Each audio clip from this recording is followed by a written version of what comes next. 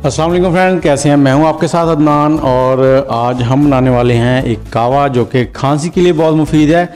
और मौसम भी चेंज हो रहा है तो इसके मुताबिक बच्चों को ये कावा हफ्ते में 2 से 3 बार ज़रूर दें ताकि बच्चे खांसी से बचे रहें। ठंड आ रही है तो इसके लिए जो चीज़ें इस्तेमाल होंगी वो मैं आपको बताता चलूँ। मैंने 1 लीटर पानी लिया है, उसको मैंने गर्म होने के लिए रख दिया था और इसमें 2 टीस्पून हम डाल रहे हैं अदरक का पाउडर जिसको सूंड भी कहा जाता है।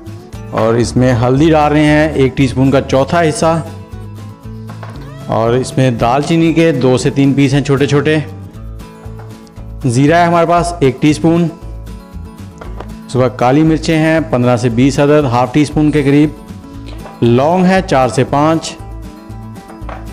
और हमारे पास है नीम के पत्ते 10 से 12 अदद। और उसके बाद हमारे पास बसोल भी कहा जाता है और हमारे इधर पंजाब में जो है पबरी भी कहा जाता है, उसके पत्ते हैं 6 से 7 अदद। अगर पत्ते बड़े साइज़ के हों तो 2 से 3 ले लें। इसे मिक्स करते हैं और इसके साथ ही हमने इसमें डालना है नमक 1 टीस्पून का चौथा हिस्सा। और इसके बाद हम इसमें डालेंगे शक्कर इसमें आप डाल लें अपने जायके के मुताबिक। मैं 1.5 टेबल स्पून डाल रहा हूँ, 1.5 टेबल स्पून। अब हमने इसे 5 से 7 मिनट अच्छे से पका लेना है।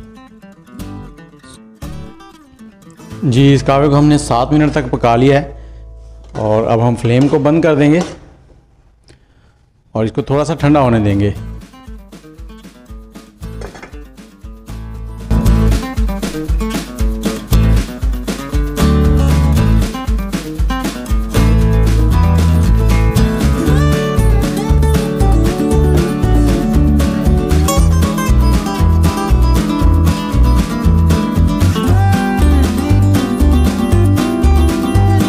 कावा हमारा तैयार हो गया। आप भी पिएं, बच्चों को भी पिलाएं, बहुत ही ज़बरदस्त।